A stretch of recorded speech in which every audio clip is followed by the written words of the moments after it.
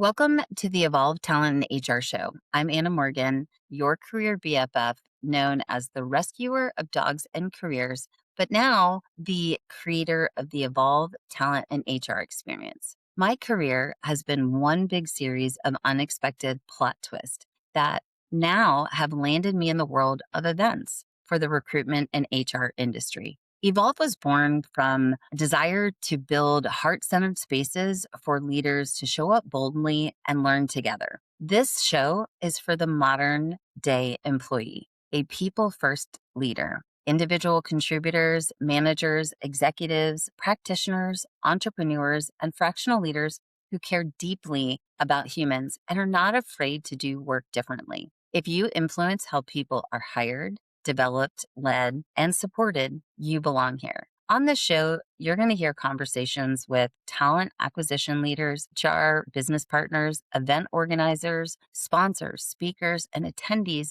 who are passionate about building human-centered, connected, and creative workplaces. So if you're ready for something a little bit different, community, fresh energy, and practical inspiration that you can use right away, you're in the right place. This is the Evolve Talent and HR Show. Let's dive in.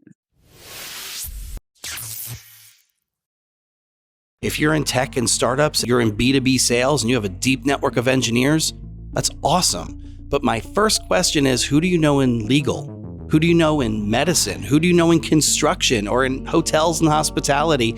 Because those people may need your product. They may not even know that they need your product until they have a conversation with you.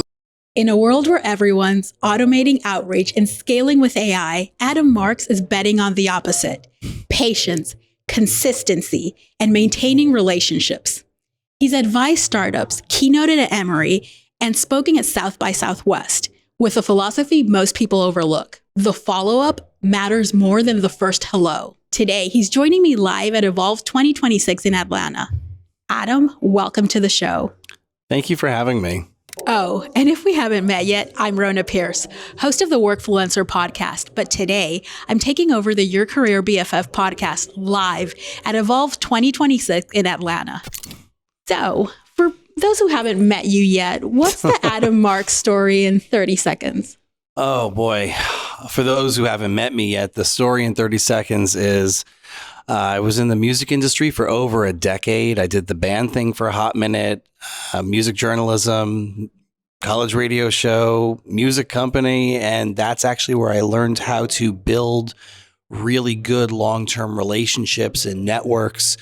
And when I moved more into doing journalism and tech journalism, that was a philosophy that I tried to continue to build on. And now finding myself in tech and startups really full time and in business and entrepreneurship, really thinking about how network building and relationship building are absolutely critical, even more so in the age of AI. And we'll get into that.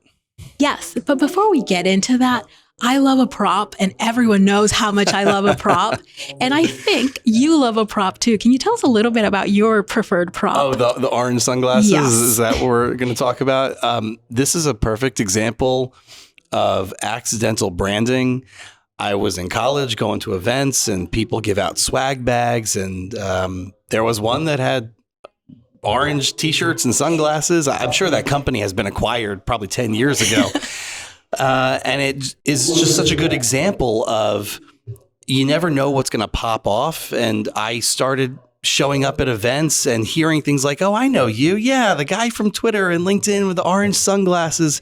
It's funny because it makes me think very much about my time in the music world, where you do always start to look for ways to kind of keep track of people. So like, who's got the blue mohawk, who has the sleeve tattoo, who's got, the big ear piercings, and it just kind of helps you keep everyone, so you try to get the names right. And it's just a good example of, it's always good to have a visual indicator.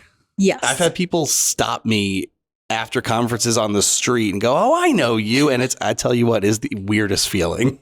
Yes. But I love it. I just, it's so important. And And with everything that you do and you talk about with networking, just those little things have like make you memorable to people. And you're giving a talk today about networking at scale, right? But your take on scaling is different from what most people expect. What's the misconception about how scaling works? Yeah, I think that one of the biggest misconceptions is that scaling networks is about follower count or going viral or, even number of sales. That's what sales is for. I've gone viral on LinkedIn. It's a lot of fun, but I will tell you it doesn't really change most of the dynamics, and it shouldn't change your dynamic in network building. You should continue to show up, continue to create value, continue to have missions that drive you. And I think particularly when we talk about scaling networks and relationships, most people, everyone has 24 hours in a day. And it can get to a point where hopefully your business takes off and hopefully your business is doing lots of deals, but your time goes down commensurate. So you need to learn how to scale that and keep your network growing when you don't have the same amount of time that you may have had when you started out. Maybe you have family commitments or, growing an organization is a great thing. Scaling those networks and learning how to integrate those habits it's what makes all the difference. And when we talk about networking, I think a lot of people like to focus on collecting people, right? On the introduction. Why do you think people are stuck on that introduction hamster wheel? What I call the introduction factory. Yes. It's funny because I'm around startups a lot, and these are people who are building amazing stuff and certainly ahead of where I felt I was at that age.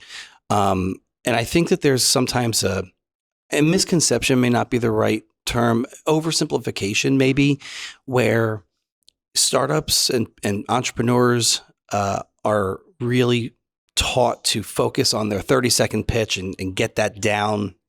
And that's still good. Know your numbers, know your metrics, know your mission, know your product, but also recognize that if you're going to raise money or continue to raise money or continue to bring on new employees or just grow the organization, it requires a marathon, not a sprint in mindset.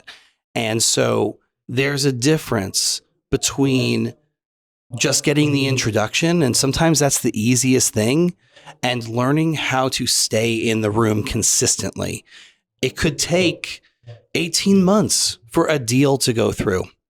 Most deals don't happen at conferences like this because people are listening to the programming. They're trying to absorb the information. There's due diligence. There's you got to run it up the chain. Maybe you have a supervisor or there's a budget to think about. So really maintaining those relationships so that you can see when is the right time to execute on this and when does it make the most sense for everyone so that it becomes mutually beneficial. That's the point, is to look for mutually beneficial arrangements where everyone walks away in a winning position. I love that. I really do. After you've changed your mindset and you're thinking about like maintaining your network, not just collecting them. Yeah. How does that look in practice? It's a lot of what I call revolving irons. And this network building is a war of attrition. It's between you and your impatience. And the people who let their impatience win, they hit a ceiling. The people who outlast their own impatience and learn how to say, okay, they're dealing with something. Maybe they didn't get back to me. Maybe they have a family issue. Maybe there's a health issue. Giving people the benefit of the doubt 9.5 times out of 10 is how you keep revolving irons and say, okay, they've got something going on. I'm not going to take it personally.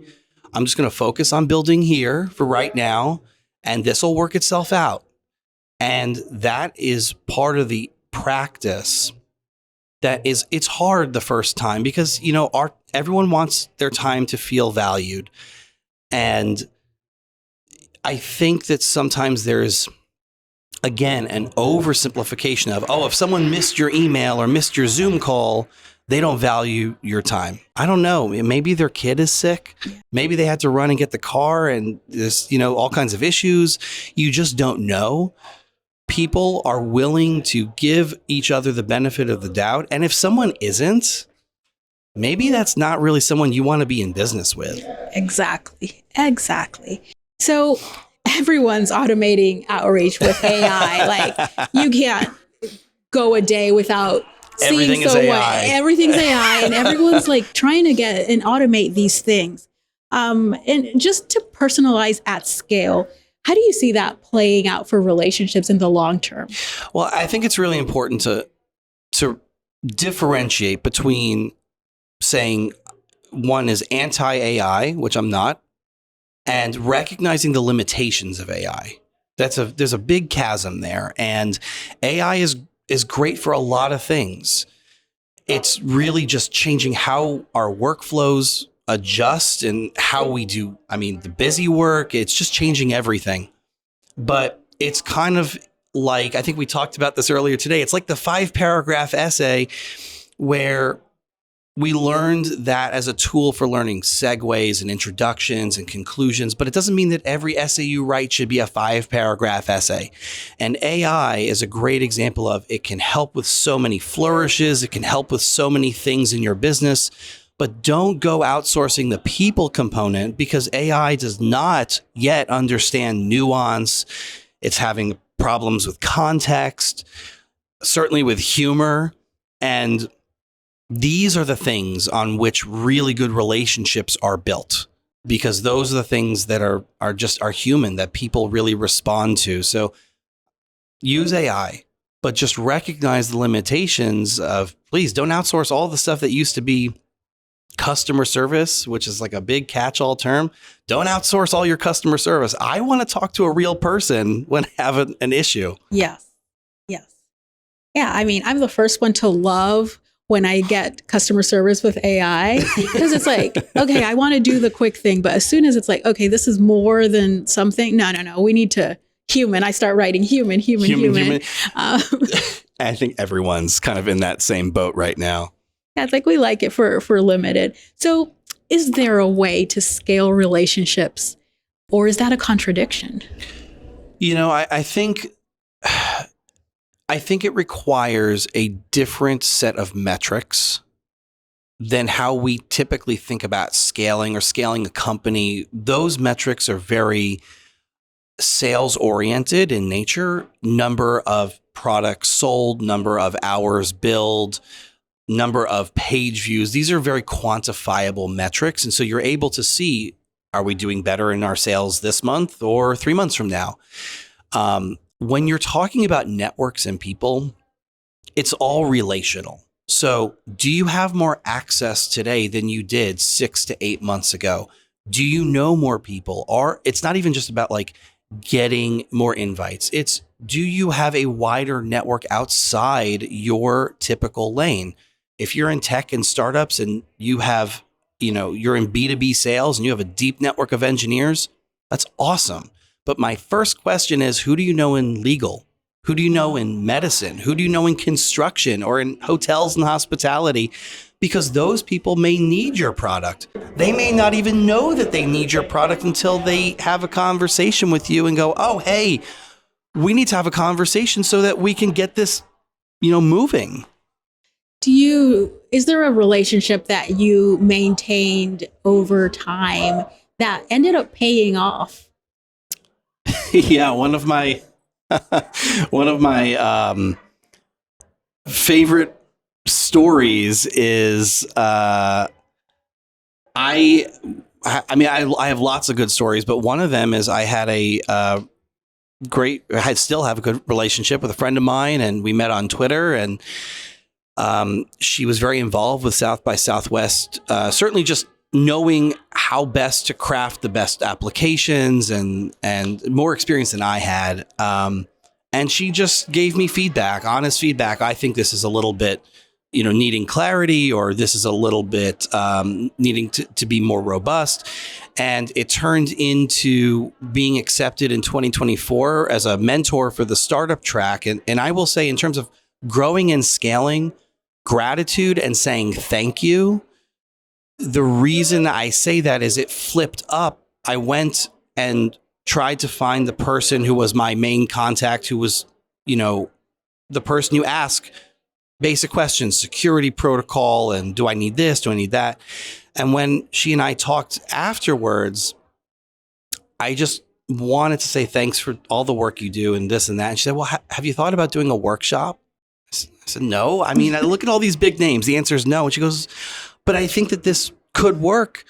I think you should think about doing a workshop. It's never about special treatment. You still go through the same protocols as everyone else and you still apply. But just having someone say, I think this could work, and finding myself running a workshop, a sold out workshop last year in 2025, it was mind blowing to me. And all of that started with relationships through other people saying, you should maybe consider this.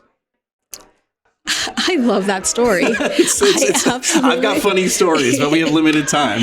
I love that story. So what's one step listeners and viewers can take this week to nurture those relationships that they might not be neglecting?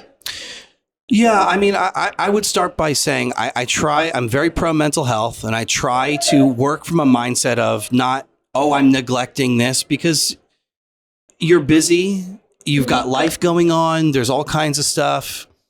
I would start by saying, I haven't spoken to this person in a minute. It's the new year, right? We just passed the holiday time. It's the best time to reach out and drop that person a message on LinkedIn or email or Instagram, wherever you hang out, and say, hey, hey, Mike, it's been a minute since we last talked. And I just wanted to say, I hope you had great holidays. And I would love to hear what you've got going on this year. If I can support it, I'd love to share what I've got going on. I'd value your feedback on it, and let's just throw something on the calendar. Let's get a Zoom call going, and I hope you're doing well. That took 30 seconds, if that. No one is committed to anything. It's a great message to get, because I don't feel like, I have to suddenly move stuff around. It's just a nice little tap saying, hey, I'm thinking about this relationship, and let's see if we can get these wheels moving again. Amazing.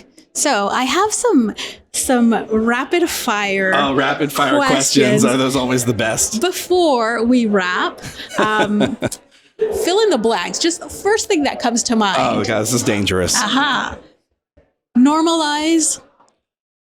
Mental health. Stop rewarding. Hustle culture. We need less blank and more blank. We need fewer people trying to go viral and more people trying to build deep relationships.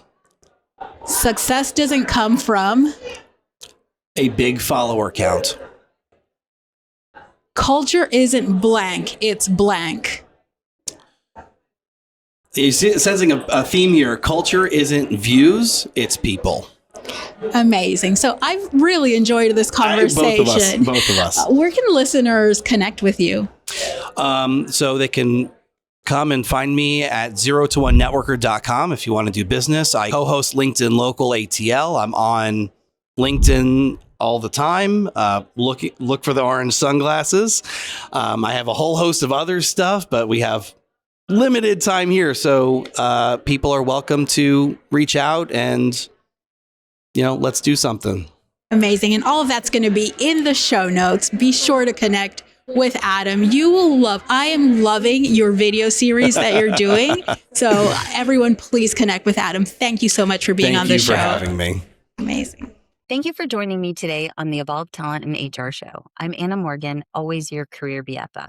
And my intention here is simple: to create brave, fun, and high trust spaces for people first leaders so that they can connect, learn, and also remember that they are not alone in this work. So if today's episode gave you a moment of relief, made you laugh, or gave you that spark to just keep going, then we are doing our job. Until next time, please keep showing up boldly, keep caring about humans, and always keep evolving. Bye.